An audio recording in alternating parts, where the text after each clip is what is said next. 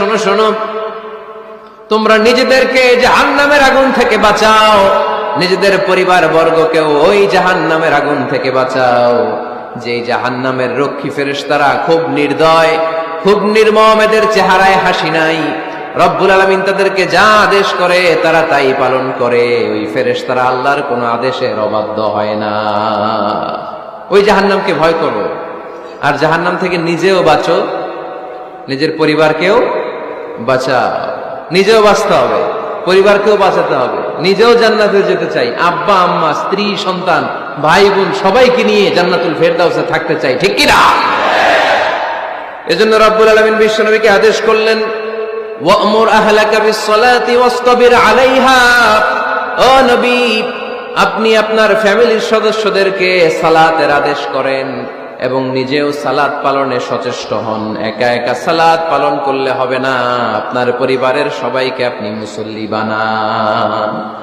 নিজেও সালাত পড়েন, সন্তানদেরকেও সালাত কায়েমকারী বানান। আপনি একা একা নামাজ পড়েন, আপনার ছেলে নামাজ পড়ে না, এরকম আছে না নাই? বাবা নামাজ পড়ে, মা নামাজ পড়ে না, আছে না নাই? ভাই নামাজ পড়ে, বোন নামাজ পড়ে না, আছে না নাই? আচ্ছা, আমি জান্নাতে থাকবো, আমার মা থাকবে জাহান্নামে, এটা ভাল লাগবে?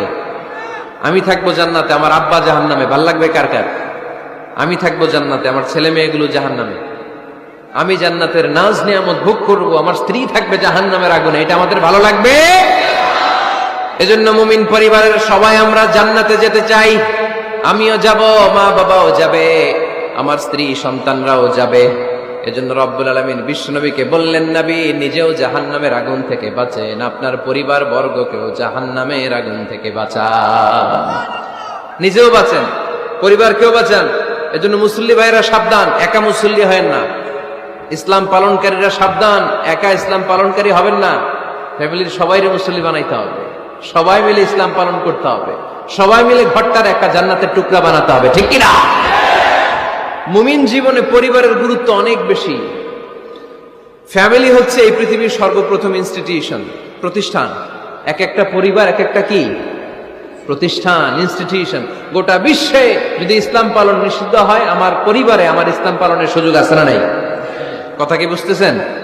বাংলাদেশে ইসলাম পালন নিষিদ্ধ করে দেয়া হলো, মসজিদে যাওয়া নিষিদ্ধ করে দেয়া হলো, তাফসির মাহফিল নিষিদ্ধ করে দেয়া হলো, জুমার খুতবা নিষিদ্ধ করা হলো, ইসলামের সব অনুশাসন পালনকে রাষ্ট্রীয়ভাবে নিষিদ্ধ করা হলো।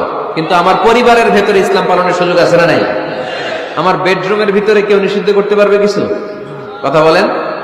এজন্য গোটা বিশ্বেও যদি ইসলাম পালন নিষিদ্ধ হয়, আমার পরিবারে ইসলাম পালনের সুযোগ আছে না?